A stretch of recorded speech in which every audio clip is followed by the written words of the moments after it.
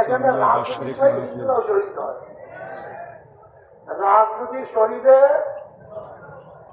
কিন্তু শরীয়তের শহীদ সবাই হতে বুঝাইতে পারি। রাজনৈতিক শহীদ ভিন্ন জিনিস, শরীয়তের শহীদ ভিন্ন জিনিস। এখন যত শহীদ শোনেন, শহীদি কাফেলা, শহীদি অমুক অমুক শহীদ, এগুলো রাজনৈতিক শহীদ, এরা শরীয়তের শহীদ না। শরীয়তের শহীদ হতে হবে কিভাবে?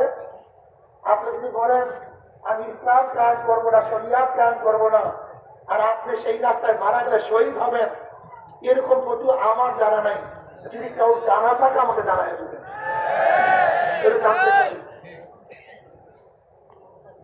এই ফতুয়াটা আমি জানতে চাই, খুবই আমার আগ্রহ যে শহীদের ব্যাখ্যা, কিভাবে শহীদ হয়, কেন শহীদ হয়, কোন উদ্দেশ্যে শহীদ হয়। আমরা যতটুকু দেখেছি যুদ্ধের ময়দানে গিয়েও যদি আল্লাহর অস্ত্র না হয় সে শহীদ হবে না।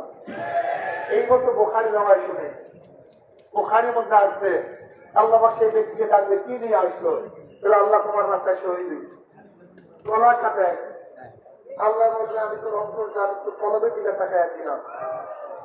তুই গনিমতের মালের জন্য, চাকরির জন্য, পদোন্নতির জন্য, শোহরাতের জন্য, তোর আলোচনার জন্য, তোর ভীষণ এর জন্য শহীদ হয়েছ, আমার জন্য। আল্লাহ কি বলবেন? একবার তোকে ধর, ওর হাত পারবে উপুর কর, রোদ গরম উপেক্ষা করে মানুষ বসে আছে। লক্ষ লক্ষ মানুষ জুমার নামাজ পড়ার মধ্যে আসছে না হিসাবে বয়ান শুনতেছে। এত সহজ মনে করছেন নাকি আপনি? তারিখে ডাকবে, আলেমকে ডাকবে, কে নিয়ে আসছো?